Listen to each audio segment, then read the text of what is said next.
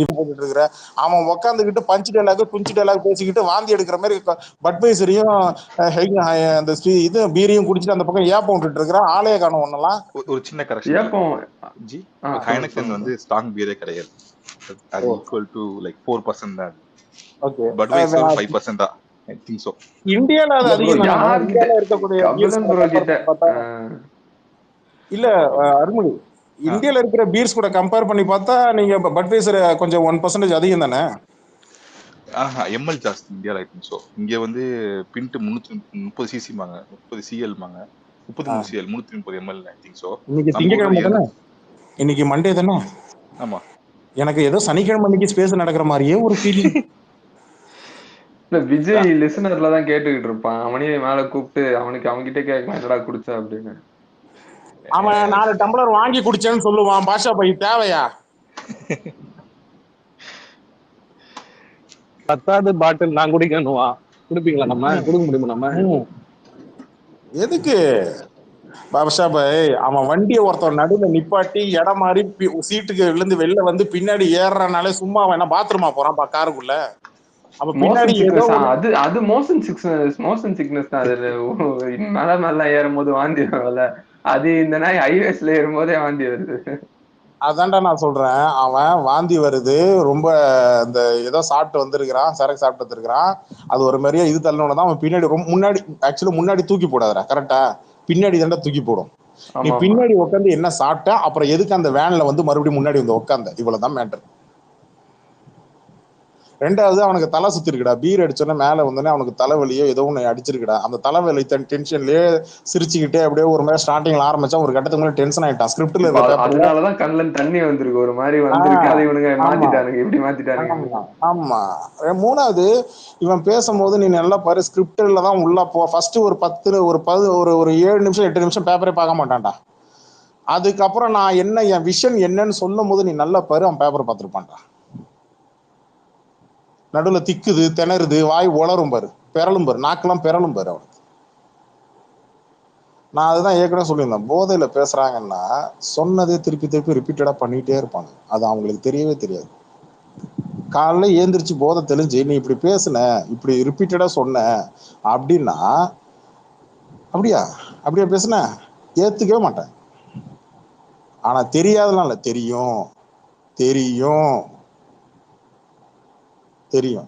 நான் அதான் சொன்னேன், சரக்கு அடிக்கல பசங்கள்ல ஆம்பளைங்கள்ல 2 பேர் தான். ரெண்டே வெரைட்டி தான். ஒன்று சரக்கு அடிச்சா ஓவரா பேசுற ஆளு, இன்னொன்னு சரக்கு அடிச்சிட்டா சத்தமே இல்லாம அமைதியா கம்முன்னு நார்மலா இருக்கவன் அமைதியா இருந்துடும். இந்த 2 டைப் தான் சரக்கு. ஏன்னா அந்த 2 டைப் நான் நிறைய பார்த்துருக்கிறேன் அனுபவத்துல. நீங்க எந்த டைப்பு? நான் இதை தாண்டா சொன்னேன். ஏன் நீங்க போய் மாற்றம் தான் மாட்டீங்க, எதுக்கு என்ன கோத்து வரீங்கன்னு ஜிப்சி கோச்சிக்கிட்டாப்புல. நான் பேச மாட்டேன் பாஷா பாய். சாப்பிட்டேன்னா அமைதியா இருப்பேன், சைலண்டா இருப்பேன். எல்லாம் பேசுவாங்க. அதான்டா உண்மையிலடா. ஏட்டனுக்கு வந்தேன்ல அன்னைக்கு நைட்டு வச்சவன் பார்ட்டி ஒன்று வச்சுது. அப்ப நான் எதுவுமே பேசல, அமைதியா தான் இருந்தேன். அப்பதான் எனக்கு கிண்டல் அடிச்சாரு ஜிப்சி. என்ன அங்க பேசல எப்பவுமே கேட்கல. அதாவது அலப்பற கூட்டுறதை விட அமைதியா இருக்கிறத நிறைய சந்தோஷமா ஹாப்பியா இருக்கும். அது அதான் என்ஜாய் பண்றேன். லைட்டா சாப்பிட்டு, எவ்வளவு லைட்டா சாப்பிட்டியா ஓகே. அதுனா டெய்லியும் சாப்பிட்றதெல்லாம் கிடையாது. நாம அப்படிலாம் கடைசியா சாப்பிட்டது, ஆமா வெயிட் அண்ட் பண்ற டைம்ல சாப்பிட்டது, அவ்வளவுதான். அப்படியே எப்ப பார்த்தாலும் என்னங்க என்னைய வச்சு என்னங்க பேசுறீங்க? அப்படி இல்ல மாட்டேன். இல்ல உணவோ எதுவோ அளவா சாப்பிட்டா உடம்புக்கு நல்லது. அளவுக்கு அதிகமா சாப்பிட்டா தூக்கி காலி பண்ணி விட்டு, அப்படியே லைட்டா அப்படியே சாப்பிட்டு அப்படியே ஜாலியா பேசிட்டு அழகா வண்டி எடுத்துட்டு கிளம்பியாது, அவ்வளவுதான். நீங்க அடிக்கிறா அண்ணன் அடிங்க. பொதுவா சொன்ன உங்களுக்கு இல்ல. இப்ப எங்க இருக்கீங்க செல்வபாண்டியன்? இப்ப எங்க இருக்கீங்க? வண்டி கிளம்பி போயிட்டு இருக்கீங்க வீட்டுக்கு. எங்க 10ஆம் நம்பர் கிடைக்கா? வீட்டுக்குங்க. வீட்டுக்கா? சரி சரி சரி. ஸோ நான் அதுதான் சொல்றேன். இவன் விஜய் வந்து அவன் சொன்னதே ரிப்பீட்டடா சொல்லிட்டே இருந்தான் பாஷா பாய். ஒன்னுத்துக்கும் உதவாத பால் டப்பா, ஒன்னுத்துக்கும் உதவாத பால் டப்பா. அது கவனிச்சே நீ பாஷா பாய்? அவன் ஸ்பீச்சை பாத்தியா? பார்த்தேன். 3 தடவை ரிப்பீட் பண்ணிருப்பான்டா. 3 தடவை ரிப்பீட் பண்ணிருப்பான்டா. ஒன்னுத்துக்கும் உதவாத பால் டப்பா, ஒன்னுத்துக்கும் உதவாத பால் டப்பான்னு 3 தடவை ரிப்பீட் பண்ணிருப்பான்டா. உனக்கு அது புரியுதா? அவனை பொறுத்த வரைக்கும் பால் டப்பான்றது ஒன்னுத்துக்கும் உதவாது. இது எப்படி தெரியுமா வரும் இந்த ஸ்லாங் பாஷா பாய்? நீ ஒரு 10 பேர்கிட்ட பேசும்போது அவன் கிடக்குறான்டா மயிராண்டி, இது நீ ஒரு 10 தடவை ரிப்பீட் பண்ண, நீ 11ஆவது தடவை உனக்கு அது நீ எங்க பேசினாலும் இது உனக்கு சொல்லிடுவ. நீ இப்ப எனக்கு ஒரு ஸ்லாங் இருக்கும், அடிக்கடி ஒரு வார்த்தையை நான் பயன்படுத்திட்டே இருப்பேன். எதனால? அடிக்கடி இங்க ஸ்பேஸ்ல பேசுறதுனாலயோ இல்ல இங்க ஆஃப்லைன்ல போன்ல யார்கிட்ட நம்ம பேசுறதுனால அந்த ஸ்லாங் நீங்க இன்னொருத்தர்கிட்ட பேசும்போது உங்களுக்கு ஒட்டிட்டு வந்துடும். உனக்கு புரியுதா சொல்றது? அவன் ஆதவெல்லாம் அப்படித்தான் பேசிக்கிட்டு இருப்பானுங்க போல இருக்கு. இந்த நாய் யார்கிட்டயே பேசிட்டு இருந்திருக்கு, அவங்க ஸ்லாங் இவனுக்கு ஒட்டி இருக்கு, ஒன்னுத்துக்கு உதவாத பால்டப்பா, ஒன்னுத்துக்கு உதவாத பால்டப்பா அப்படின்னு சொல்லி சொல்லி ஒட்டி வந்து இப்ப என்ன ஆகி போச்சுன்னா, இப்ப மேடையில வந்து போதையில ரிப்பீட்டடா 3 தடவை சொல்லுவான். இப்ப இந்த மாதிரி போதையில பேசுறதுனால இல்ல உண்மையான விஷயம் அவன் ரசிகர்களை பத்தி அவனே பேசுறான். எக்கோ அடிக்குது அவன். இல்ல ஓகே, சொல்லுங்க நான் அமைதியா இருக்கேன்.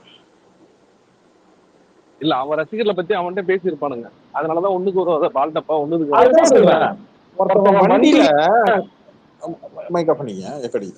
அவன் வண்டியில வரும்போது ரசிகர்கள் இப்படி கையை கட்டி விசில் அடிக்கிறான் அப்படின்னா, ஒரு தலைவன் நீ விசில் அடிக்கிற தப்புல நான் சொல்லல, விசில் அடி, ஒரு தலைவன் விசில் அடிக்க கூடாதுன்னு அவனும் மனசு தான் அடிக்கலாம், ஒன்றும் பிரச்சனை இல்லை. நீ உன் கட்சிக்காக நீ ஓட்டு கேட்கலாம், பிரச்சனை இல்லை. ஆனா எலெக்ஷன் அனௌன்ஸ்மெண்ட் பண்ணதுக்கு அப்புறம் இந்த வேலையெல்லாம் பண்ணணும். இன்னும் எலெக்ஷன் டேட்டே அனௌன்ஸ்மெண்ட் பண்ணல. இப்ப நீ என்ன மயிருக்கு நீ விசில் அடிச்சுட்டு கையை கட்டி அவனை ஏத்தி விடுற, அப்ப என்னை பார்த்து விசில் அடிக்கிறாரா தலைவன் அப்படின்ட்டு என்ன பண்ணுவான்? இன்னும் 100 பேர் பின்னாடி பைக்ல வருவான். அவன் கீழே ஊத்தி அவன் கீழே விழுந்து செத்தானா அவன் வீட்டுல பால் ஊத்துறது நீ தான் இருப்ப. அது கூட அவன் போக மாட்டான். கட்சியில இருக்கிற எவனாவது கடைக்கோடி மாவட்ட தலைவர் செயலாளர் எவனா துணை மாவட்ட செயலாளர் இலங்கை பரப்பு செயலாளரை அனுப்பி விட்டு நீ பாத்துக்க அப்படின்றான். அதாவது மக்களே, இந்த ரசிகர் கூட்டம் சொல்லி இந்த அடிச்சு புடிச்சு வருது இல்லையா, வேலூர்ல பெருசா ரசிகர்களை நடிகர்களை பெருசா அவங்க பார்த்திருக்க மாட்டாங்க.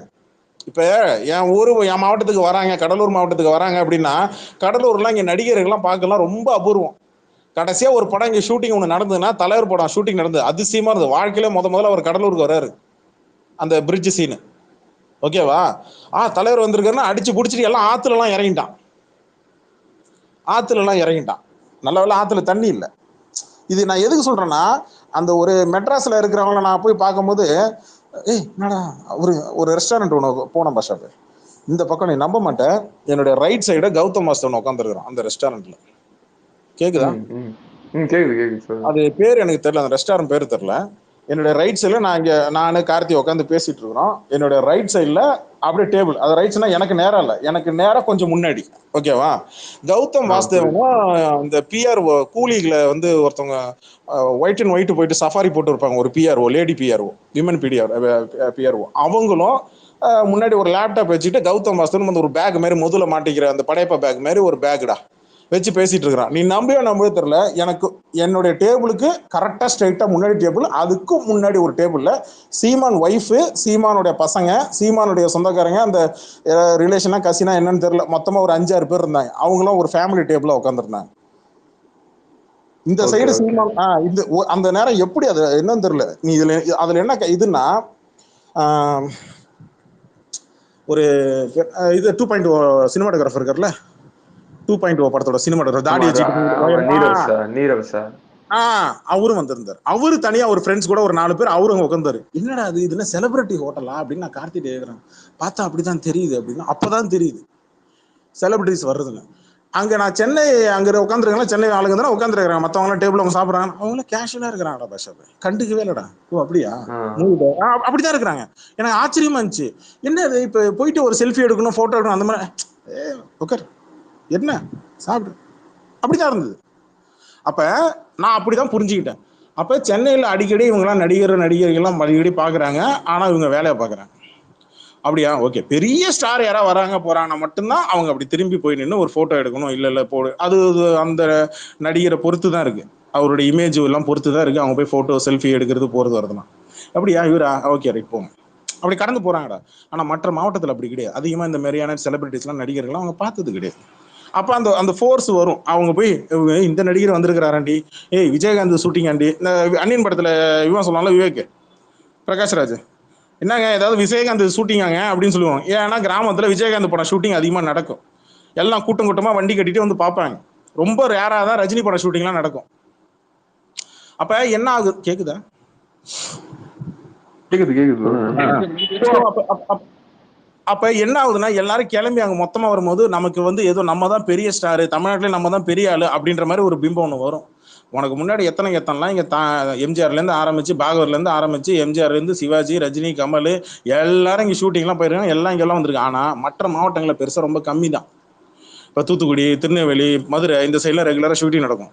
நடக்காத ஷூட்டிங்னா லொக்கேஷன் எங்கே அதிக அழகாக இருக்கோ அங்கே போவாங்க. மலை பிரதேசம் ஏரியாலாம் ஷூட்டிங்லாம் நிறைய நடக்கும். ஊட்டி, கொடைக்கானல் இந்த மாதிரி நிறைய இந்த யூஸ்வலாக ஷூட்டிங்காகவே சில ஏரியாக்கள் இருக்கும். இவங்க அந்த கூட்டத்தை பார்க்க வந்தவங்கடா. இந்த கூட்டத்தை பார்த்துட்டு ஒருத்தன் நம்மளை நம்பி இவ்வளோ பேர் இவ்வளோ ரசிகர்கள் இருக்கிறாங்கன்னு இங்கே ஒரு பிம்பத்தை உனக்கு வைக்கிறான். இந்த பிம்பத்தை பார்த்து இங்கே இருக்கிற அரசியல் கட்சிகள் ஏமாறும் நம்புறான். யாரும் ஏமாறல. பண்ருட்டியார் மட்டும் ஏமாந்துட்டாரு. நான் கேட்குறேன், விஜயகாந்த் கட்சி ஆரம்பிக்கும் போது பண்ருட்டியாரை கூப்பிட்டு வச்சு கட்சி ஆரம்பிச்சாப்புல. பாட்டாளி மக்கள் கட்சி ஆரம்பிக்கும் போது இதே பண்ருட்டியாரை பக்கத்தில் வச்சு தான் ஆரம்பிச்சாப்புல. எம்ஜிஆர் கட்சி ஆரம்பிக்கும் போது இதே பண்ருட்டியார் கூட இருந்தாப்புல. நான் என்ன கேட்குறேன், உன்னை அவன் மதிச்சானா? உங்கள் வயசு என்ன? 85 மேலே. உங்கள் வயசுக்கு நீங்கள் போய் வந்து வாண்டடாக போய் நீங்கள் ஆதரவு கொடுக்கலாமா? செங்கோட்டையன் அதிமுகவில் இருக்கிற வரைக்கும் ஒரு மரியாதை இருந்தது. அந்த அதிமுகலேருந்து வெளில வந்து செங்கோட்டையன் யாராவது மதிச்சாங்களா? யோ பெருசு, உனக்கு என்ன தேவை இந்த வயசுல தேவையாது, இப்படி தானே எல்லாம் சொன்னானுங்க. 85 வயசு என்ன யாரும் மதிக்கிறது இல்ல இப்போ செங்கோட்டையன். அவங்க தொகுதியிலே மதிக்கிறது. அரசியலை பொறுத்த வரைக்கும்டா பாஷா பாய், இமேஜ் ஒண்ணு இருக்குடா. அந்த இமேஜ் வந்து என்ன ஏஜ் ஆனாலும் அந்த இமேஜ் அப்படியே மெயின்டைன் ஆகும்டா. அது அரசியல் கட்சி தலைவர்களுக்குடா. கட்சி மாறிக்கிட்டே இருந்தா மரியாதை இருக்காதா பாஷா பாய்? அரசியல்ல ஒரு தடவை மாறலாம், 2 தடவை மாறலாம், ஒவ்வொரு தடவையும் மாறிட்டு இருந்தா மரியாதை இருக்காதுடா. 85 வயசு ஆயிடுச்சுடா. இதுக்கு மேல என்ன நீங்க பார்க்க வேண்டியது இருக்கு? பணம் பார்க்கலையா, புகழ் பார்க்கலையா, இல்ல தமிழ்நாட்டில் உங்க பேர் சொன்னா தெரியாதா? பண்ருட்டி யாரும் பேர் சொன்னா இந்த கட்சி ஆரம்பிக்கிறது இவர் தான்ப்பா அந்த சின்னத்தை முடிவு பண்ணாரு, இவர் தான்ப்பா பேர் வச்சு விட்டாரு, விஜயகாந்த் கட்சி இவர் தான்ப்பா பேர் வச்சு விட்டாருன்னு பேரு இன்னும் வரைக்கும் இன்னும் 10 வருஷம் 50 வருஷம் ஆனாலும் சொல்லுவான். அந்த கட்சி இருக்கிற வரைக்கும் சொல்லுவான். இது தேவையாது. முந்தா நேற்று கட்சி ஆரம்பிச்சுட்டு நீங்க வந்து பேரவைன்னு சொல்லி ஒன்று ஆரம்பிச்சு நீங்க வந்து விஜய்க்கு போய் ஆதரி அவன் கேட்டானா? இப்ப நாளைக்கு உங்களை கூப்பிட்டு வச்சு போட்டோ எடுப்பான். இது நல்லாவா இருக்கு? அவன் உங்ககிட்ட வந்து போட்டோ எடுக்கணுமையா? நீங்க போய் அவன் கூட போய் நின்று போட்டோ எடுத்தா அசிங்கமா இல்ல? அப்புறம் என்ன, நான் எம்ஜிஆர் காலத்துல இருந்து இருந்தேன், நான் அம்மா காலத்துல இருந்தேன், நான் கலைஞர் கூட இருந்தேன், நான் விஜயகாந்த் கூட இருந்தேன்னு சொல்லி இன்னத்த காலரை தூக்கி விட்டு சொல்லிட்டு வெக்கமா இல்ல? என்ன தேவையா? இல்ல இந்த வயசுல உங்களுக்கு அரசியல் கட்சி ஆரம்பிச்சு எதை பண்ணணும், இது என்ன எதுக்கு இது? இந்த வயசுல பதவி ஆசை தேவையா? இதுக்கு முன்னாடி ஓபிஎஸ் கூட இருந்தாரு. ஒரு அரசியல் இது இளைஞர்களை கவர்ந்து இப்ப சரி விஜய் ஆறுதுன்னா ஒன்னு பண்ருட்டியார் பெருமையா பேச போறானா? அவனுக்கு முதல்ல இந்த விஜய் ஃபேன்ஸ் எல்லாம் பண்ருட்டியார் யாருன்னே தெரியாது. எங்க பேச சொல்லு, பண்ருட்டியார் வரலாறு எடுத்து பேச சொல்ல. அவனை ஒரு நேரம் பேச சொல்லு பார்ப்போம். பேசுவோமா? பேச மாட்டான். சும்மாடா பாசா பாய். இப்போ யூடியூப் சேனல் நீ ஆரம்பிச்சு ஒண்ணு இல்லடா. இது வந்திருக்கு, voting list, voters list number வந்திருக்கு. போன வாட்டியோட 20 to 30 வயசு ஆட்கள் ஏஜ் கம்மின்னு நினைக்கிறேன். என்னது 20 to 30 வயசுக்குள்ள இருக்கிற ஏஜ் குரூப் இருக்குல்ல, ஒரு நம்பர் ஆஃப் லிஸ்ட், அது வந்து போன வாட்டியோட இந்த வாட்டி கம்மியா இருக்கு. அப்ப அதுவே கம்மியா இருக்குன்னா அப்ப புது ஓட்டர்லாம் வருவான்னு நீ நினைக்கிற? அதான் சொல்றேன், இவனுக்கு ஓட்டு போடுற கும்பலே அந்த கும்பல் தான். அந்த கும்பலே இப்போ கம்மியா இருக்குன்னா எனக்கு என்ன நடக்க போகுதுன்னு தெரியல. நமக்கு அது முக்கியம் இல்லடா. இவனுங்க விஜய் வாழ்கன்னு சொல்லி ரீல்ஸ் போட்டுக்கிட்டு இருந்திருப்பானுங்க பாஷா பாய். இது எஸ்ஐஆருக்குப்பா, எஸ்ஐஆர் போய் கொடுத்துருக்க மாட்டானுங்க. பாஷா பாய் இவன் ஒரு தொகுதி கூட ஜெயிக்கூடாரா? யாரு வாழ்ந்தான்றதை நமக்கு கவலை இல்லடா. இவன் நாசமா போகணும், இவன் கட்சி நாசமா போகணும், அவ்வளவுதான் நம்ம டார்கெட். எனக்கு இந்த கட்சி நாசமா போச்சு அதெல்லாம் நமக்கு தேவையே இல்லை. எனக்கு அது தேவையில்லை ப்ரோ. இவனுக்கு ஓட் பேங்கே அந்த கும்பல் தானே. அதை நம்பி தானே யங்ஸ்டர்ஸ் உருட்டிட்டு இருந்தான். இப்ப அதுவே கம்மியா தானே இருக்கு. இப்போ என்ன பண்ண போறான் இப்போ? ஆமா, என்ன பண்ணுவானா? இது வரைக்கும் என்ன பண்ணா இல்ல, இப்ப எப்படி முட்டு கொடுப்பான்னு கேக்குறேன் நானு. இங்க செருப்படி வாங்க போறான், எப்படி முட்டு கொடுப்பான்னு தெரியல அடுத்த 2 மாசத்துக்கு. அவன் உண்மையிலே செருப்படி வாங்கும்போது எங்கேயாச்சும் ஃபீல் பண்ணானடா? மனசாட்சியோட சொல்றான். எனக்கு தெரிஞ்சு 4-5 தடவைக்கு மேல அவன் மேல இல்ல பொம்பளை செருப்பும் வீசிட்டானுங்க, ஆம்பளை செருப்பையும் வீசிட்டாங்க. இனிமேல் குழந்தை செருப்பு மட்டும்தான்டா வீசணும். அது அது மேல பட்டாலும் வலிக்கலையே அப்படிம்பான். இவனுக்கு என்ன தெரியுமா இப்ப என்ன மைண்ட் செட் தெரியுமா? அந்த வாட்டர் மிலன் ஸ்டார் மாதிரி எனக்கு நெகட்டிவ் ப்ரமோஷனாக பண்ணி கொடு அப்படின்ற மைண்ட் செட்டுக்கு வந்துட்டானுங்கடா. ஐயா எல்லாருக்கும் ஒரு ரிக்வஸ்ட், ஒருவேளை டிஎல் எங்கேயாச்சும் பெருசா இந்த கண்டென்ட் நல்லா இருக்கு ஆனா ரீச் ஆனா நல்லா இருக்கும் அப்படின்னு உங்களுக்கு தோணுச்சு, எல்லாரும் எடுத்து போட்டாங்கன்னா ஓகே. இல்ல இதை யாரும் எடுத்து போடல ஆனா நல்ல கண்டென்ட் செம்மையா இருக்கு அப்படின்னா எனக்கு டிஎம்ல அனுப்புங்க, ஓகேவா? அடுத்து அதை எடுத்து நான் போட்டு விட்டுறேன். ஏன்னா எல்லாரும் போட்டதை எடுத்து போறதுல நமக்கு விருப்பம் இல்லை. அதான் ஆல்ரெடி போட்டு எல்லாம் ரீச் ஆயிடுச்சு, அப்புறம் நம்ம வேற தனியாக எடுத்து போடணுமா அப்படின்னு நான் சில விஷயங்களை விட்டுருவேன்.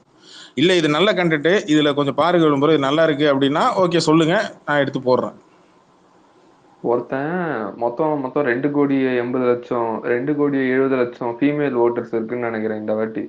அதுல ஒருத்தன் போட்டிருந்தான் 1 கோடி ஓட்டு, 1 கோடி பெண்கள் ஓட்டு தாவேக்காக்கு கன்ஃபார்ம் அப்படின்னு போட்டிருந்தான். ஒன்னும் யாரு அதான் இந்த ஸ்பேஸ்ல ஒரு கும்பல் உட்கார்ந்துட்டு இருக்கோம்ல, அந்த எட்வின். அந்த பையனா? ஆமா ஆமா. ஏய் அவன் சும்மாடா டேய், நான் போயிட்டு முந்தானேத்தோ ஒரு 2 நாள் முடியும்னு நினைக்கிறேன்டா. சும்மா டைம் சரி என் பண்ணலாம் க்ளோஸ் பண்றதுக்கு முன்னாடி அவன் ஸ்பேஸ் காட்டுனுச்சு. சரி ஒரு 5 நிமிஷம் என்னதான் கேட்போமே அப்படின்னு சொல்லிட்டு சும்மா ஒரு 5 நிமிஷம் போய் உட்காந்து கேட்டேன்டா. அப்போ இந்த நேரம் பார்த்து எவனோ கேட்டு இருந்திருக்கிறான், ப்ரோ சிபிஎம் இங்கே நிற்குமா, நீங்கள் வந்து இவங்களுக்கு ஆதரவு பண்ணா இப்படி கேட்குறான். உடனே அவன் கிளாஸ் எடுக்கிறான், சிபிஎம்ல எத்தனை வெரைட்டி இருக்கு தெரியுமா, இந்த பிரியாணியில எத்தனை வெரைட்டி இருக்குன்னு சொல்லி கேட்பானா தெரியுமா பாஷா பாய்? ஆமாமா. ஏங்க அவனுங்க லூசுங்க. அவனுங்க ஒரு பேசுவான், அவனுங்க குடிபோதையில பேசுற மாதிரியே இருக்கும். குடிச்சவங்க கூட இவ்வளவு போதையில பேச உனக்கு தெரிஞ்ச மாட்டான். ஒருத்தன் ஒரு சொல்லுவான் மாதிரி அடிக்கடி, பேசுவாங்க. பாஷா பாய் உனக்கு தெரிஞ்ச ஒருத்தன் அதை அடிக்கடி சொல்லுவான், என்கிட்ட சொல்லியிருக்கான் அவன், இந்த கம்யூனிஸ்ட் சித்தாந்தமே செத்து போச்சு அப்படின்னு சொல்லுவான் இல்லையா? எனக்கு என்னன்னா பாஷா பாய், எனக்கு ஒண்ணு புரியலடா. இவன் சிபிஎம்ன்றான், அப்புறம் எதுக்கு நீ வந்து விஜய்க்கு சப்போர்ட் பண்ணி நீ பேசுற? இப்ப சிபிஎம் இப்ப நீ பேச்சுவார்த்தை நடத்த ஆரம்பிச்சிச்சு திமுக இல்லையா? அதான் இல்ல அவன் விஜய்க்கு சப்போர்ட் எல்லாம் பண்ணலையா, நியூட்ரலா.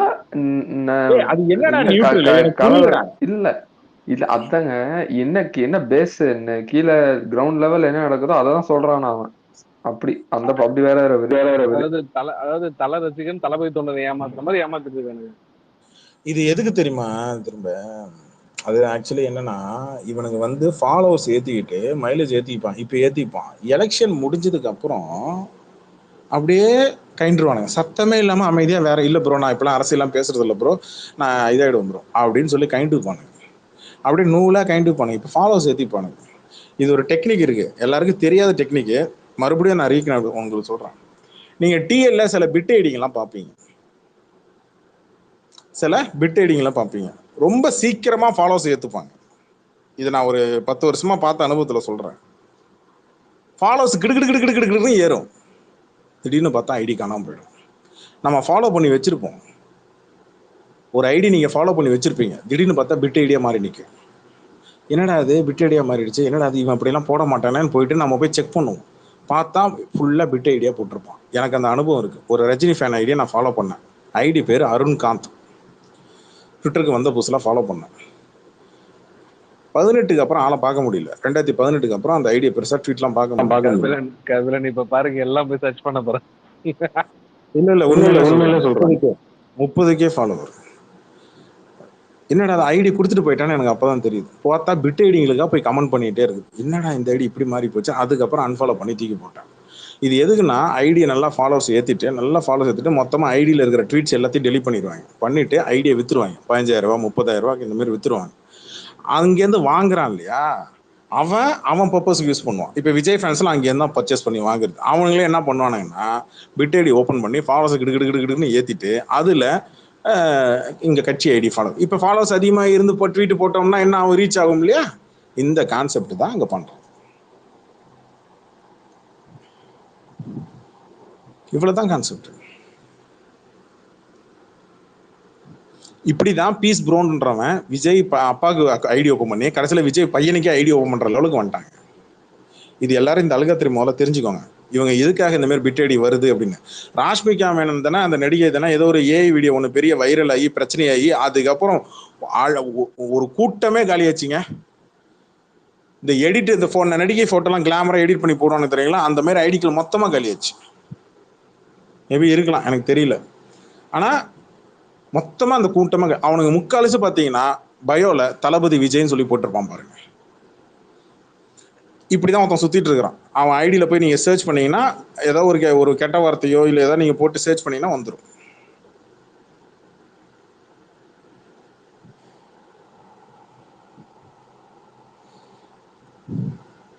என்ன எல்லாம் அமைதியா இருக்கீங்க? அதான் கபிலம் ப்ரோ அவங்களோட பெண்கள் பாதுகாப்பு கொள்கை. அதான் சொல்றேன். இப்ப சில ஐடிங்களை கூப்பிட்டு வந்து உள்ள உட்கார வச்சு, பெரிய ஐடிங்களை உள்ள கூப்பிட்டு வச்சு ஸ்பேஸுக்கு மைலேஜ் கொடுத்து இந்த மாதிரிலாம் அவனுங்க பண்ணிட்டு இருக்கான். இது இந்த எட்வின்றவன் அந்த மாதிரி தான். அன்னைக்கு ஏதோ ஹரி வந்து ஸ்கிரீன்ஷாட் எடுத்து ஒன்று போட்டாப்புல டிவில பார்த்தேன். அதான் அந்த மாதிரி தான். ஒரு கட்டத்துக்கு மேல அப்படியே ஃபேட் அவுட் ஆயிடணும். இப்ப திமுக அதிமுக இப்படிலாம் சொன்னோம்னா ஆட்டோமேட்டிக்கா என்ன ஆகும்? திமுக வந்து அடிப்பான். நீ எதுக்கு இப்ப நீ அவனுக்கு வக்காலத்து வாங்குற? திமுக வந்து அடிப்பான். அதிமுக கட்சிக்காரன்னு சொல்லி நீ காமன் டிபி அங்க மேல வச்ச அப்படின்னா அதிமுக வந்து அடிப்பான். நாம் தமிழ்னு வச்சா அவன் வந்து அடிப்பான். விடுதலை சிறுத்தை இல்ல மத்த கட்சியெல்லாம் வச்ச எதுவுமே கேள்வி கேட்காத ஆன்லைனுக்கு இவங்களுக்கு மிகப்பெரிய தொடர்பு நிலையே இல்லாத துண்டிக்கப்பட்ட ஒரு கட்சினா எனக்கு தெரிஞ்சு சிபிஎம் தான். அவன் அந்த கட்சி பேரை யூஸ் பண்ணிட்டான். நான் கட்சியில உறுப்பினரா இருக்கிறேன், நான் கட்சியில டீட்டெயிலா இருக்கிறேன். பாஷா கேக்குதாடா? உனக்கு தான் சொல்றேன். ஒரு பொய்யை திருப்பி நீ மறுபடியும் சொன்னீங்கன்னா அது உண்மையாகும். நான் சபரிக்கிட்ட அன்னைக்கு சொன்னேன், அவன் ஒரு ஆளா மதிச்சு நீ போய் சண்டை போடாத, சொல்றதை கேளு, அப்படியே டீசெண்டா கண்டுக்காம போ, அவனும் ஃபேட் அவுட் ஆயிடுவான். நான் சொன்னேன், கேட்கல. நான் அரசியல் பேச போறேன்ட்டு அங்க போய் பேசி ஏதோ ஒரு பஞ்சாயத்து ஆயிருக்கு. அப்புறம் அவன் பஞ்சாயத்துலாம் எடுத்து வெள்ளத்துக்கு போட்டோன்னா இப்போ அவன் ட்ரிகர் ஆயிட்டான். இப்போ என்ன அவன் நினைக்கிறான், ஓ நம்மளை கண்டு ஒரு 10 பேர் வந்து கடுப்பா வரானுங்க போல இருக்கு, அப்போ நான் இன்னும் மறுபடியும் அதை தான் நான் பண்ணுவேன். என்ன பண்ணுவான்? திமுக எதிராக சர்வே எல்லாம் எடுத்து வேணும்னே எடுத்த மாதிரி எடுத்து வெளில போடுவான். அதிமுக எதிராக சர்வே எடுத்த மாதிரி இங்க வந்து இது கொங்கு பெல்ட்ல நீ வந்து உண்மையை சொல்லணும். கொங்கு பெல்ட்டுக்கு இவன் என்ன சொன்னான்னு எனக்கு எதுவும் தெரியல. ஏன்னா நான் எல்லாம் ஃபாலோ பண்றதும் இல்லை. நம்ம அதை பத்தி எவனாலும் பேசினா கூட நான் கண்டு கூட மாட்டேன். நான் போலு சர்வேவை நான் சீரியஸாவே எடுத்துக்க மாட்டேன்டா பசங்க. அது எலெக்ஷன் நடக்கிறதுக்கு கடைசியா 1 மாசம்டா. இந்த 1 மாசத்துல மக்கள் எதை பத்தி அதிகமா பேசுறாங்களோ அதோட ரிஃப்ளெக்ஷன் தான்டா அங்க எலெக்ஷன் நிற்கும். இது பேசிக். அதுக்கப்புறம் ஒவ்வொரு பெல்ட்லயும் ஒரு கட்சி வந்து ஸ்ட்ராங்கா இருக்கும். கம்யூனிட்டி வைஸ் உனக்கு பேஸா ஸ்ட்ராங்கா இருக்கணும். அதை கேள்விப்பட்டேன். ஏரியால ஏதோ பிரேமலதா விஜயகாந்த் நிக்க போறதா கேள்விப்பட்டேன்டா. இப்போ இந்த கோடீஸ்வரம் பத்திரிகையாளராக சொன்னார். உண்மையா என்ன? ஆமாமா, நானும் பார்த்தேன். விருதுநகர்ல எங்கேயோ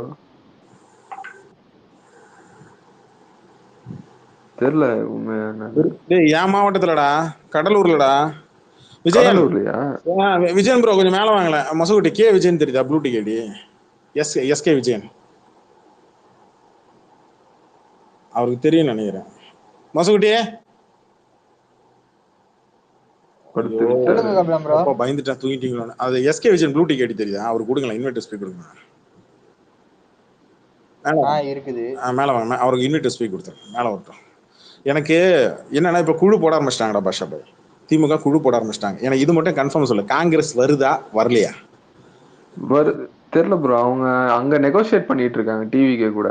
போனா போட்டோம், நம்ம தேவையில்ல திமுகக்கு. இவனுங்க நானும் சொல்றேன், இங்க காங்கிரஸ் கொடுக்குற 30 சீட்ல அப்படியே பிரிச்சு இந்த பக்கம் இந்த அன்புமணி ராமதாஸ் ராமதாஸ் இன்னும் திமுக வர்றதா நான் பேசி கேள்விப்பட்டேன். இல்ல அவர் அங்க அவரும் போறாருன்னு நினைக்கிறேன். இல்ல அது திருமாவளவன் பிரச்சனை இருக்குது. வரமாட்டார். இல்ல பையனுக்கும் அப்பாவுக்கும் தான் மோதல். அதனால அப்பா வந்து இங்க திமுக கூட வர்றதாவும் அதுதானே பஞ்சாயத்து. இவரு 2011 அப்படிதான் இருந்துச்சு. நான் இருக்கிற ரெக்கார்டு நான் ரீசன் பண்றேன். ஓகே. அப்பனா நீங்க சொல்ற மாதிரி பார்த்தோம்னா இந்த பக்கம் இங்க திரும்ப இருக்காருல, வரமாட்டாரு. அவர் வரமாட்டாரு. அது ரைட்டு தான்டா. நான் அந்த லாஜிக் கரெக்ட் தான். நானே கேட்கறேன்னா, காங்கிரஸ் கொடுக்கறக்கூடிய சீட்டை பிரிச்சு 2 வைகோக்கு சேர்த்து 2 கொடுத்துருங்க. இந்த பக்கம் முஸ்லீம் லீக் கட்சிக்கு 2 3 சீட்டு சேர்த்து கொடுத்துருங்க. சிபிஐ சிபிஎம் விசிகே இவங்களே இன்னொரு எக்ஸ்ட்ரா ஒரு 4 தொகுதியில வேல்முருகனுக்கு ஒரு சீட்ரா, வேல்முருகனுக்கு ஒரு சீட்ரா, கருணாசுக்கு ஒரு சீட்டுடா. அவங்க எல்லாம் உதயசூரன்ல தான் ப்ரோ நிப்பாங்க. கேக்குது அவங்க உதயசூரன்ல நிப்பாங்க. இல்ல இந்த தடவை சீட்டு அதிகமா கொடுக்க அவங்க வந்து எனக்கு தெரிஞ்சு ஒரு 140 தொகுதி கையில வச்சுப்பாங்கடா. 150 தொகுதி எனக்கு தெரிஞ்சு திமுக கையில வச்சிருக்கோம். மேபி கம்மியா அதிகமா 170 கிட்ட 175 வச்சுப்போம். சரி, 175 தொகுதி கையில வச்சுப்பாங்க. பிச்சை இருக்கிறத பிரிச்சு கொடுக்கணும் அப்படின்னா காங்கிரஸ் வந்து 30 தொகுதி கேட்பான். அப்ப நீ விடுதலை சிறுத்தைக்கு என்ன கொடுப்ப? நீ அப்புறம் கம்யூனிஸ்டுக்கு என்ன கொடுப்ப? அப்புறம் வைகோக்கு என்ன கொடுப்ப? மற்ற கட்சிலாம் எங்க எம்மா இருக்கு? வைகோல இருந்து ஒரு பிரிவு ஒண்ணு பிரிஞ்சுது. இவங்களுக்கு எல்லாம் என்ன சீட்டு கொடுப்பீங்க? இப்ப யாரெல்லாம் சீட்டு வாங்காம இருக்கிறாங்களோ அவங்களுக்கு எல்லாம் நாடாளுமன்ற தேர்தலில் கொடுத்துருவாங்க. இங்க ஒரு கணக்கு ஒண்ணு இருக்குடா. நான் அதான் சொல்றேன், காங்கிரஸ் வந்து உங்களுக்கு தான் லாபம், திமுக கூட போனா உங்களுக்கு தான் லாபம், இல்ல அதிமுக கூட போனா உங்களுக்கு தான் சரி. அவங்க ஆமா, அவங்களுக்கு வந்து உங்களால ஒரு வெயிட்டேஜ், உங்களால அவங்களுக்கு வெயிட்டேஜ் ஏறுதா இல்ல அவங்களால உங்களுக்கு வெயிட்டேஜ் ஏறுதா முதல்ல லாஜிக் கூட பார்க்கணும். பழைய காங்கிரஸ் மாதிரிலாம் இல்ல, ஏத்துக்கணும். ஆட்சியில பங்கு வாங்குற மாதிரி அந்த அந்த கெப்பாசிட்டில இல்ல. விடுதலை சிறுத்தைக்கு இருக்கிற ஓட் பேங்க் உங்கள்கிட்ட இல்ல, பாட்டாளி மக்கள் கட்சிகிட்ட இருக்கிற ஓட் பேங்க் உங்கள்கிட்ட இல்ல. தனியா நின்று பாருங்க. இந்த தடவை இது ஒரு டெஸ்டிங்னே வச்சிருப்போமே. நீங்க எந்த கட்சியும் கூட்டணி வைக்கணும், நீங்க தனியா நில்லுங்களா காங்கிரஸ். பாவைக்கா கூட நிக்கட்டும், அப்ப தெரியும் நிலைமை என்னன்னு. காங்கிரஸ் தாவக்க கூட போச்சுன்னா உழுவுற அடியை விட்டு பாரு. இல்ல நான் ஓப்பனா சொல்றேன், உண்மையிலே சொல்றேன், நீ மட்டும் டிவியை கூட மட்டும் போ, ஈழத்தமிழ் பிரச்சனை எப்படி பத்திக்கிட்டே இருக்கு மட்டும் பாரு. சீமானுக்கெல்லாம் அப்படியே சும்மா அப்படியே கரும்பு தோட்டத்துக்குள்ள விட்ட மாதிரி ஆயிடும். நான் தமிழ் கட்சிக்கெல்லாம் அவன்லாம் காத்திருக்கிறான் என்ன வச்சு செய்வானுங்க. தொடச்சி எரிஞ்சிருவானுங்க தமிழ்நாட்டுல இருந்து, அவ்வளவுதான். அதுக்கப்புறம் இந்த மாதிரி தலைவர்கள் கூட இருக்க மாட்டாங்க. அவன் எப்படா காங்கிரஸ் இந்த பக்கம் தனியா வரும் தூக்கி போட்டு மீக்கலான்னு காத்திருக்கிறாங்க எல்லாம். தமிழ்நாட்டுல காங்கிரஸுக்கு நல்ல பவர் இருக்குன்னா அப்புறம் ஏன் ராகுல் காந்தி இங்க நிக்க மாட்டேங்கிறாரு, ஏன் போயிட்டு வயநாட்டுல போய் நிக்கிறாரு கேரளால? எனக்கு யாராவது சொல்லுங்க. இங்க எடுபடாது. இங்க இங்க இங்க அரசியலே வேற. இங்க எதுவும் புரிஞ்சுக்க முடியாது யாரும். அவங்களுக்கு தமிழ்நாடுனா பிடிக்காதுங்க, இதாங்க உண்மை. ஏன்னா கடந்த காலகட்டத்துல நடந்த சம்பவங்கள்லாம் வந்து அவங்களுக்கு தமிழ்நாடுனா பிடிக்காதுங்க.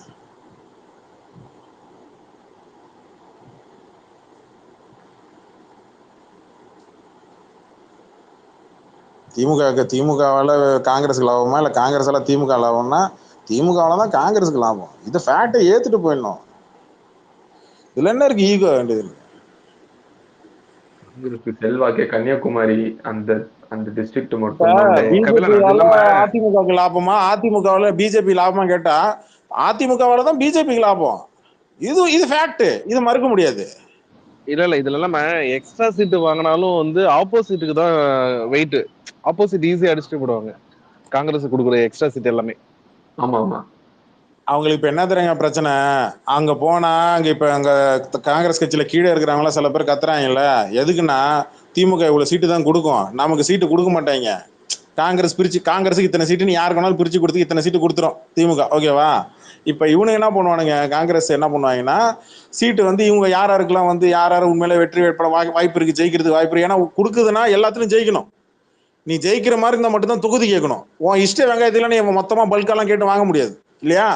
அப்படி இருக்கும்போது அங்க வந்து இவங்களுக்கு தான் பிரபலமா இருக்கிறவங்க இல்ல உண்மையிலே செல்வாக்கு இருக்கிறவங்களுக்கு தான் சீட்டு கொடுப்பாங்க. எங்க நமக்கு சீட்டு கிடைக்காதோ இந்த தடவை நானும் நிப்பேன், அப்ப எனக்கு அதிகமா சீட்டு நீ கேட்டு வாங்கு, திமுக கொடுக்காதுன்னு தெரியும். அப்ப என்ன பண்றாங்க, போய் இவன் தான் 70 தொகுதி கொடுக்குறாங்களா 75 தொகுதி கொடுக்குறாங்களா, போய் வாங்கிக்கிங்க, ஆட்சியில பங்கு வாங்கிக்கிங்க. என்ன பிரயோஜனம்? சல்லி காசு பிரயோஜனம் இல்லை. அதான் ஜெயிச்சிருவீங்கல்ல. அவங்க என்ன நினைக்கிறாங்க, காங்கிரஸால தான் திமுக லாபம்னு நினைக்கிறாங்களா? அப்ப உங்களாலதான் திமுக லாபம்னா அப்போ நீங்க டிவிக்கே கூட போய் நிக்கலாம்ல. அதான் 75 தொகுதி கொடுக்குறானே, 75 பேர் வேட்பாளர் நிப்பாட்டுங்க. இருக்கா ஆள் இருக்கா? நிப்பாட்டுங்க.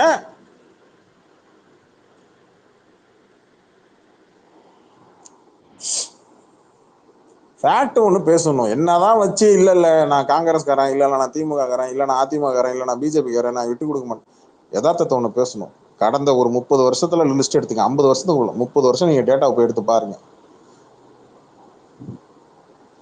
திமுக காங்கிரஸ் தான். எனக்கு தெரிஞ்சு ஒரே ஒரு தேர்தல் எலெக்ஷன் நினைக்கிறேன் அந்த அம்மாவும் காங்கிரஸும் வச்சதுன்னு நினைக்கிறேன். கரெக்டா பாஷாபாய்? மாத்தி சொல்லிட்டேனா? ஒரே ஒரு புரியல. அந்த அம்மா ஜெயலலிதாவும் அந்த அம்மாவும் சோனியா காந்தியும் ஒரே ஒரு தான் கூட்டணி வச்சாங்க. கரெக்டா? வாஜ்பாய்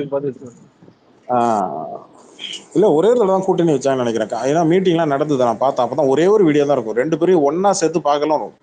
அந்த பக்கம் அந்த அம்மா, இந்த பக்கம் இந்த அம்மா, பயங்கரமா இருந்தது. அதனால தான் கேட்டேன். நாடாளுமன்ற தேர்தலில் என்ன பண்ணுவேன், ஹெவியா நடக்கும். இவங்களுக்கு என்ன தெரியுமா பாஷாபாய், ராகுல் காந்தி வயசு என்ன? எவ்வளவு தெரியல, எவ்வளவு இருக்கும் அவனுக்கு? 40 மேல 48 மேல இருக்கும் நினைக்கிறேன். 50 மேல 52 நினைக்கிறேன். 50 ஆமா 50 பிளஸ். இவரும் ப்ரோ தான் கூப்பிடுவாங்களாம்மா. 55 அடுத்தது வந்து எனக்கு ஐஜி தெரியும், பட் அவருக்கு என்ன தெரியாது. ராகுல் காந்திக்கு இந்த மாதிரி ஒரு ட்வீட் போட்டாங்களா இல்லையா கூட எனக்கு சரிமா எனக்கு தெரியல, உண்மையிலே சொல்றேன். இதெல்லாம் வந்து என்னன்னா இங்க சென்ட்ரல் வரைக்கும் எனக்கு பவர் இருக்கு. டேய், சென்ட்ரலில் இருக்கிறவங்க ஸ்டேட்டில் என்ன பவர் இருக்கோ, எந்த கட்சியில் பவர் இருக்கோ அவங்க கூட தான் கூட்டணி வைப்பாங்க. அதுவும் அந்த பவரான கட்சிக்கு வந்து மக்கள் ஆதரவு இருக்கா இல்லைன்னா அந்த பல்ஸ் செக் பண்ணி பார்ப்பாங்க. அதுக்கப்புறம் தான் வரும். இப்போ தேர்தல் குழு போட்டாங்கன்னு நினைக்கிறேன். எனக்கு தெரிஞ்சு இன்னைக்கு நான் முஸ்லீம் லீக்லாம் இந்த பேட்டி கொடுக்குறதெல்லாம் பார்த்தேன். திமுக ஏதோ குழு போட்டு டிஸ்கஷன் நடக்குது. எப்போ இருந்தாலும் மதிமுகவுக்கு கொடுத்துருவாங்க, 2 சீட்டு 3 சீட்டு கொடுத்துருவாங்க. ஏற்கனவே மதிமுக 2ஆ பிரிஞ்சு இன்னொரு ஒரு ஆள் இருக்காப்புல கட்சி ஆரம்பிச்சாப்புல, அவரும் வெற்றி கழகம் தான் பேர் வச்சிருக்கிறாப்புல, வெற்றி இயக்கமா ஏதோ ஒன்று, வெற்றி தமிழகமா ஏதோ ஒன்று பேர் வச்சிருக்கிறாப்புல. அவரும் வைக்க கூட இருந்த ஆள் தான். அவருக்கும் கண்டிப்பாக சீட்டு, அவர் எந்த கூட்டணி போகிறான்றது கடைசி நேரத்தில் தெரியும். யாரெல்லாம் பேசுகிறான். கொங்கு மண்டலம் கண்டிப்பாக கொங்கு மண்டல கட்சி ஒன்று போவோம். அப்புறம் அந்த வேல்முருகன், கருணாசு இவங்களெல்லாம் வந்து கம்யூனிட்டி வைஸில் ஒன்று பிரித்து கொடுத்துருவாங்கன்னு நினைக்கிறேன். பார்ப்போம், அது தெரியல. ஒன்று கொடுப்போம் வாய்ப்பு இருக்குன்னா. ஏன்னா போன தடவை கொடுக்கலன்னு நினைக்கிறேன். 2021 தேர்தலில் வேல்முருகன் கேட்டாப்புல கொடுக்கலன்னு நினைக்கிறேன். இந்த தடவை கொடுக்கறதுக்கு வாய்ப்பு இருக்குன்னு நினைக்கிறேன். அப்புறம் கமலஹாசன் வேற கம்யூனிஸ்ட், விடுதலை சிறுத்தை, எம்மா பா, எனக்கு தெரிஞ்ச ஒரு கூட்டணி கன்ஃபார்ம் ஆனதுக்கு அப்புறம் கேக்குதா அடிக்கடி வர பெருசா ஒரு பிரம்மாண்டமா வாய பழக்கிற மாதிரி ஒரு கூட்டம் போட்டுருவாங்க திமுககாரங்க. அது ஒண்ணு இருக்கு, அது எல்இடி எல்லாம் வச்சு மாஸ்க் காட்டி ஒண்ணு பண்ணிடுவாங்க. காங்கிரஸ் கன்ஃபர்மேஷன் வரைக்கும், காங்கிரஸ் கன்ஃபார்ம் ஆனதுக்கு அப்புறம் அந்த மேடையில ஃபன்னு பண்ணுவாங்க பாரு, ஃபன்னு மேக்ஸ் பண்ணுவாங்க பாரு. கூட்டணி கன்ஃபார்ம் பண்ணதுக்கு அப்புறம் எல்இடி ஸ்கிரீன்லாம் வச்சு பிரம்மாண்டமா ஒண்ணு பெரிய, எனக்கு தெரிஞ்சு திமுக நடத்துறதுல இதான் மிகப்பெரிய ஒரு கூட்டமா இருக்கும்னு நினைக்கிறேன் பாஷா. இந்த எலெக்ஷன் அவங்க இந்த அனைத்து கட்சி இப்படி போட்டு கையை இப்படி மேல தூக்குவாங்கல்ல,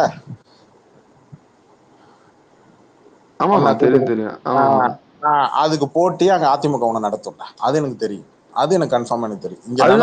அதுதான் இவர் வந்த மோடி 1ஆம் தேதி வராரு சென்னைக்கு.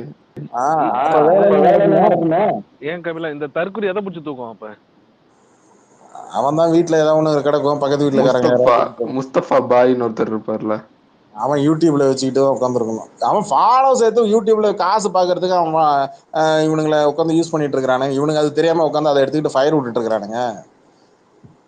இந்த இனிமேல் பாருங்களேன், மக்கள் மன்றம் இனிமேல் மீடியாவுக்கு தாங்க தீனி, மீடியாவுக்கு தான் தீனி. எல்லா சேனலும் யூடியூப் சேனலும் மக்கள் மன்றம், அந்த மன்றம், இந்த மன்றம், இந்த மன்றம், இன்னும் ரசிகர் மன்றம் மட்டும்தான் ஆரம்பிக்கல. எல்லா மன்றமும் போட்டு விட்டு ஆரம்பிச்சு விட்டுருவோம். இதனால வந்து இதனால வந்து தாவேக்கு சப்போர்ட் பண்ண மாதிரி நினைச்சிட்டு இருப்பாங்க. இதுக்கப்புறம் தான் அவங்க அந்த இதுக்கப்புறம் தான் தெரியும். இல்ல ஜி, இது எல்லாம் ரைட்டு, ஆனா இது எனக்கு பத்தல. நான் சேனலை நம்ப மாட்டேன். பொதுவாக நான் சேனலுக்கு ஏதாவது ஒருத்தர் நல்ல விஷயம் நடந்ததுன்னா அதுக்கு நம்ம சப்போர்ட் பண்ணி பண்ணுவேன். பட் ஆனால் நான் பொதுவாக சேனலை நம்ப மாட்டேன். ஏன் தெரியுங்களா? அவன் எந்த பக்கம் திரும்புவான்னு தெரியாது. இப்போ யூடியூப் சேனலு, சேட்டலைட் சேனல்ஸ் எல்லாம் அவங்க போடுவாங்க சில விஷயங்களை விஜய் அடிச்சு. இப்போ நம்ம நடுவில்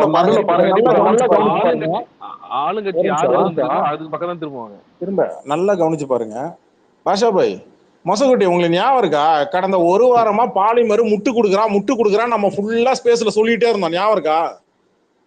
ஆமா, இனி யூ டர்ன் போட்டானே அடிச்சான் பாத்தியா? இவ்வளவு தாண்டா மேட்ரு. யாரை இன்ஃப்ளூயன்ஸ் பண்றாங்க தாண்டா மேட்ரு. நீ நல்லா பாரு, ஒரு வாரமா எப்ப அவன் எனக்கு காப்பி ரைட் அடிச்சானோ அப்போல இருந்தே நான் அவனை போட்டு இல்ல பாலிமர்லாம் யாரும் பார்க்காதீங்க, பாலிமர் வீடியோ எல்லாம் எடுத்து போடாதீங்க, நியூஸ் 18 இந்த பக்கம் வீடியோ எடுத்து போடுங்க, இந்த மாதிரி இவன் கண்டென்ட் எல்லாம் பெருசா